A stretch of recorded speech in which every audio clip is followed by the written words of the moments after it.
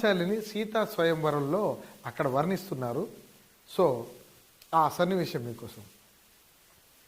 అలో అలో అలో అలో అలో అలో అలో పాంచాలి పంచభద్రుక, నీవా నన్ను చూసి పరిహసించున్నది.